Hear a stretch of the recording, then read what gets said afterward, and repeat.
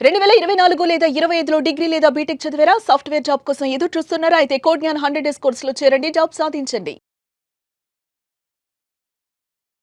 Welcome to Suman TV. ఈరోజు will లీడ్ రాస్తే ఆస్తిలో వాటా వస్తుందా అనే అంశం. సపోజ్ ఒక తండ్రి నుంచి ఆస్తి సంక్రమించింది. ఆ తండ్రికి ఇద్దరు కొడుకులు. ఇక్కడ విషయం ఏంటంటే తండ్రి చనిపోతాడు విల్ లీడ్ రాయకుండా. తర్వాత ఆస్తి జనరల్‌గా ఏంటంటే మదర్ పేరు మీద అవుతుంది. ఈ మదర్ ఏం చేస్తుందంటే ఇద్దరు కొడుకుల్లో ఒక కొడుకి గిఫ్ట్ డీడ్ గాని, విల్ డీడ్ గాని రాసేస్తుంది. అంటే ఒక కొడుకుని అవాయిడ్ చేస్తుంది ఇక్కడ. ఇది చట్టపరిధిలో చెల్లుతుందా లేదనేది ఇక్కడ క్వెషన్. తండ్రి ఆస్తి అనేది ఫస్ట్ ఇక్కడ చూడాల్సింది అది స్వార్జితమా కాదనేది చూడాలి ఒకటి.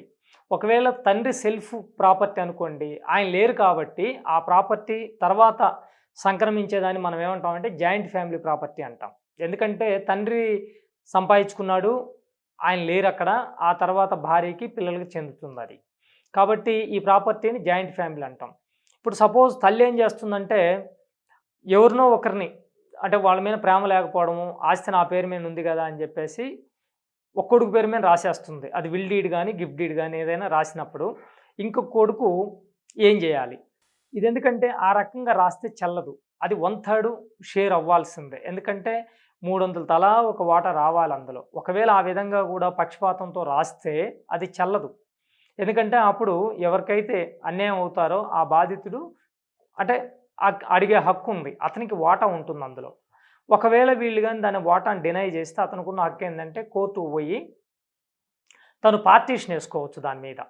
ఇందులో నాకు వాటా ఉంది. ఇది మా తండ్రి నుంచి సంక్రమించింది. అది తల్లి పేరు మీద వచ్చింది తప్ప తల్లి కొన్నది కాదు ఈ ఆస్తి. తల్లి కెపాసిటీ కూడా లేదు. అంటే ఆయన నుంచి వచ్చింది కాబట్టి కెపాసిటీ ఉన్నప్పటికి కూడా అది తండ్రి నుంచి వచ్చిన ఆస్తి అవుతుంది కాబట్టి ఇది అందరికీ జరగాల్సిందే. ఎంతమంది వారసులు ఉంటారో అందరికీ సమానం వాటా రావాల్సిందే తప్ప ఒకవేళ ఆ తల్లి కూడా చనిపోయిందనుకోండి, అప్పుడు ఆమె అంటే అది మళ్ళీ వీళ్ళిద్దరికీ ఈక్వల్ అవుతుంది. ఒకవేళ వీళ్ళు ఉన్నప్పుడే గాని వీళ్ళు గాని పార్టీషన్ చేసుకున్నారనుకోండి, ఆమెకొచ్చిన ఆస్తి ఆమె ఇష్టం. ఒకవేళ ఆమె లేదనుకోండి, అప్పుడు మళ్ళీ వీళ్ళిద్దరు పంచుకుంటారు దాన్ని. ఆమె లైఫ్ టైంలో గాని వీళ్ళు డివిజన్ అయిపోయి ఎవరిదో వాళ్ళకి వచ్చిందనుకోండి, అది మళ్ళీ అది తల్లికి ఉంటుంది. తల్లి ఇంట్రెస్ట్ అది. ఆమెకొచ్చిన ఆస్తి ఆమె ఎవరికైనా ఇచ్చుకోవచ్చు. దాన్ని ఎవడు క్వెషన్ చేయటానికి లేదు. కాబట్టి ఇది జాయింట్ ఫ్యామిలీ ఆస్తి కాబట్టి అందరికీ సమాన హక్కుదారులు అవుతారు. ఒకవేళ మ్యుటేషన్ అయినప్పటికి కూడా అది చెల్లదు. అది రద్దవుతుంది. అంటే మనకి తెలిసిన టైం ఇప్పుడు సపోజు ఒక డాక్యుమెంట్ అయింది మనకు తెలియలేదు. మనకి ఎక్కడి నుంచి మన నాలెడ్జ్ కాడి నుంచి తీసుకుంటాం మనం. ఓ 3 ఇయర్స్ వరకి ఉంటుందన్నమాట. లిమిటేషన్ ఏం చెప్తుందంటే మన నాలెడ్జ్. ఇప్పుడు సపోజ్ మీకు ఒకవేళ తెలియకుండా ఎప్పుడో 30 ఏళ్ల క్రితం అయినప్పటికీ అయింది. మనకు తెలియదనుకోండి. మనకు తెలిసిన కాడి నుంచి 3 ఇయర్స్‌లో మనం వ్యాజ్యం ఏసుకోవాలి. లేకపోతే మళ్ళీ కాల వ్యవధి పోతుంది దానికి. అది. అదే తాతల ఆస్తి అనుకోండి. తాత నుంచి సంక్రమించిన ఆస్తి మనం ఏమంటామంటే యాన్సెస్ట్రల్ జాయింట్ ఫ్యామిలీ ప్రాపర్టీ అంటాం. వాళ్ళ నుంచి వచ్చిన ఆస్తి ఏంటంటే ఎప్పుడైనా సరే ఇప్పుడు మనకు చట్టాలు క్లియర్‌గా చెప్తున్నాయి. అయితే ఇప్పుడు మనం ఏదన్నా ఒక ఆస్తిని కొంటున్నప్పుడు ఇప్పుడేందంటే ఇదివరకు ఏంటంటే పెద్దగా భూమి విలువ లేదు కాబట్టి ఇప్పుడు భూమి వ్యాపార వస్తువుగా తయారైంది కాబట్టి మనం కొంటున్నప్పుడు చాలా జాగ్రత్తలు తీసుకోవాలి. ఆ భూమి యొక్క స్వభావం ఏంటి? ఎవరి నుంచి సంక్రమించింది? ఏ డాక్యుమెంట్స్ దాని మీద ఉన్నాయి? ఖచ్చితంగా దీని మీద ఏందంటే ఒక లీగల్ ఒపీనియన్ ఖచ్చితంగా తీసుకోవాలి. తీసుకుంటేనే వీళ్ళకి భవిష్యత్తులో సమస్యలు రాకుండా ఉంటాయి. అంటే ఎవరికి హక్కు ఉంది. ఈ మధ్యకాలంలో మనం చూస్తూ ఉన్నాం.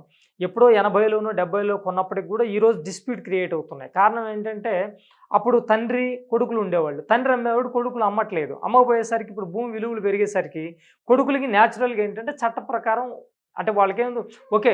దుర్బుద్ధి ఉందా లేదా అది వేరే విషయం పక్కన పెడితే చట్టం వీలు కల్పిస్తుందా లేదని చూస్తే వాళ్ళకి వీలుంది.